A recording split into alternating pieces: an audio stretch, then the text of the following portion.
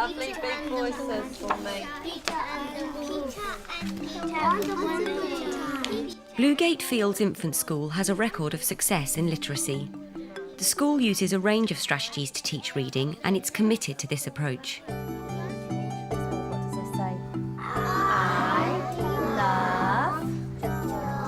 Our vision for our children is that they will become readers, and what we don't want is our children just to learn how to decode and be able to get through tests, because that's the strategy they have.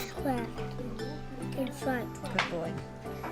We feel really quite passionate, I think, about this, that what we need for the children is to know that reading comes in lots of different formats. You won't always get it right, but what you are doing is trying, cross-checking and coming up with a whole load of different strategies to make sense of what you're reading. The key features you need in a successful school is a head teacher who prioritises the teaching of reading, will back it up with resources and training, and it becomes a school expectation. Obviously, there will need to be good and rich resources, so there'll need to be budget provision for it. They need an understanding themselves and to feel confident about it, so that there's continuity and consistency across the school, because what doesn't work is if one teacher's doing one thing and another teacher's doing another. Structured role play is a key strategy used to extend language. Because they are second language children, they do start school sometimes with not much English at all, so we're trying to put in the language all the way through. My pet has a temperature. Can you help? Yes, I can. We do a lot of work on them acquiring language in meaningful context and doing things, you know, teachers feeding in language structures, which we very much encourage. It's not just individual words, it's language structures, but they've got to be meaningful language structures.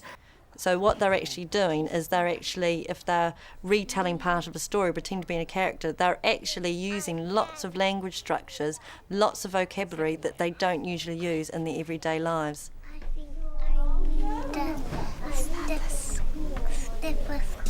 Do you know that was good, but can you use a bigger voice, please?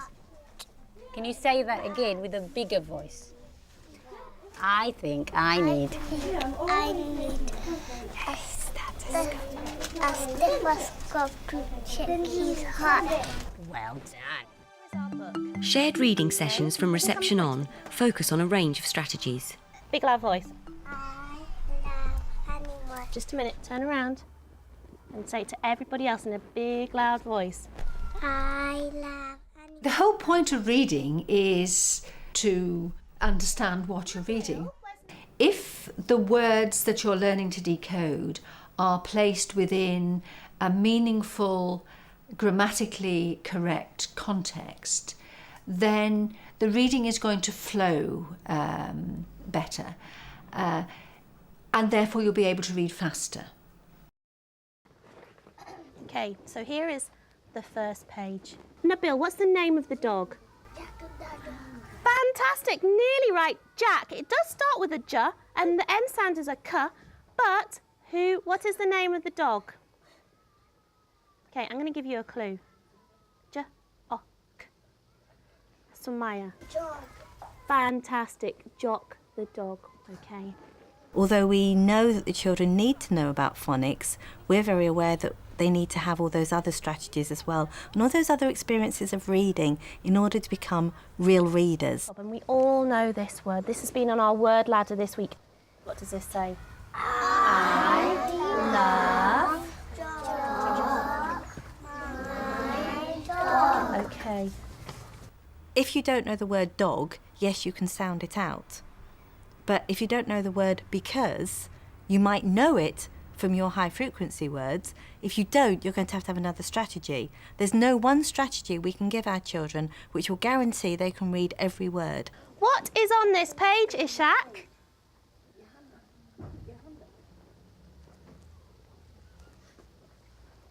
Okay, I'm going to ask you in a minute what these animals are doing. Okay, I want you to think about the answer. What are they, Farhan? Duck. Fantastic, Farhan. Can you say that in a big, loud voice? Duck. Well done. Everybody show me, what are the ducks doing? Waddle, waddle, waddle. Waddle, waddle, waddle. Jabir, what are you doing there? Waddle.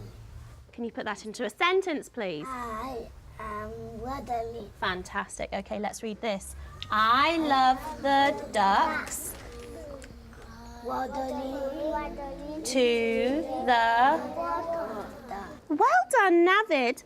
Okay, how did we know that this word was waddling? Think about it. What can we see in that word to help us to read it? Samaya. Well done, because it has got a w. Okay, what can you hear at the end of the word? Waddling. We can hear a w. Well done, Navid. What can you hear at the end of the word, Leia? Well done. Can we all say ing? Okay. The way reading sounds is important. Phrasing and expression, putting those groups of words together, using punctuation, because that enables them to carry meaning. And a lot of our children, we encourage our children to be meaning-driven when they're reading. I love the goat racing across the field. Aslam, how did you know this word said field? Because it got a foot. Well done. And what can you see on the ground? Grass. Can you say that in a sentence, please? I can see grass. Well done. Fantastic. It's your turn to tell me what you can remember. Okay. Which animals did we see in the book and what did they do? I love the way that some of you have already thought and you've got your... Book Corner gives the children the opportunity to explore the printed word on their own terms. What does Mummy say? Eating. What's he eating? Eating dinner. Right, good boy. That was lovely reading. Go and put your book away. Right from the start, children do need to be applying their knowledge to books and also having exposure to little books where they can achieve a degree of independent success. So reading words that they already know in stories and in contexts. It's usually a book they know, so they would normally know the story, but they get that choice to practice what it is they actually know they need to practice. They might be fascinated by the pictures, and that might be something they really wanted to have a really good look at those pictures and talk about it. Or they might be thinking, I think I know how to read this book for myself, but I want the time to practice it on my own.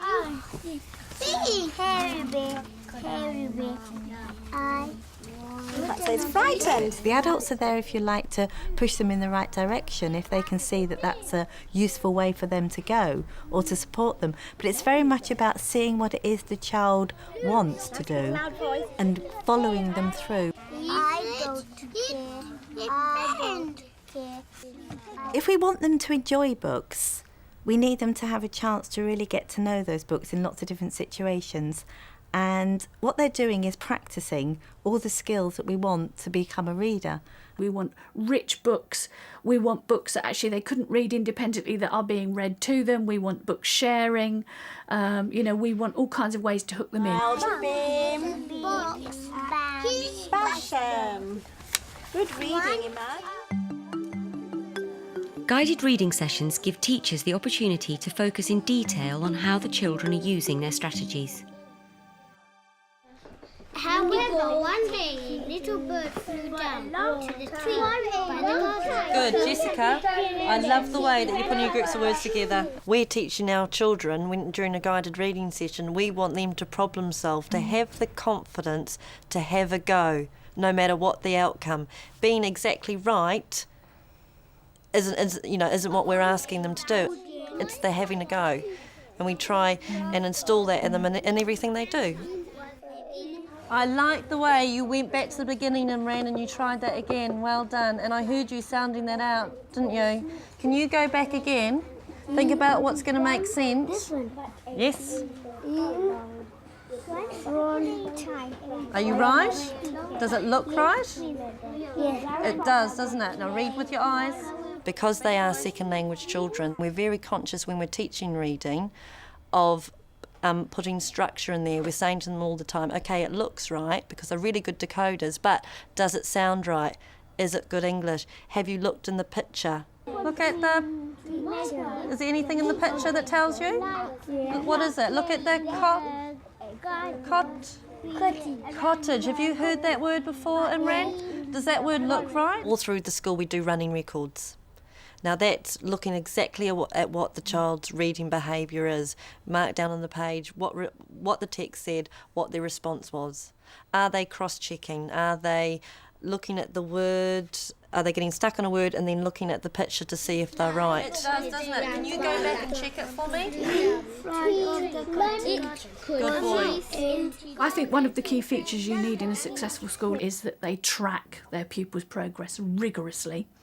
They know who's making appropriate progress and they know who's not, and they do something about it early. I like the way you said the first word. Let's look at parts. In a beautiful... Good boy. How do you know it says beautiful? Good boy. So you looked at parts of the... Well done, Imran. Lovely big voice.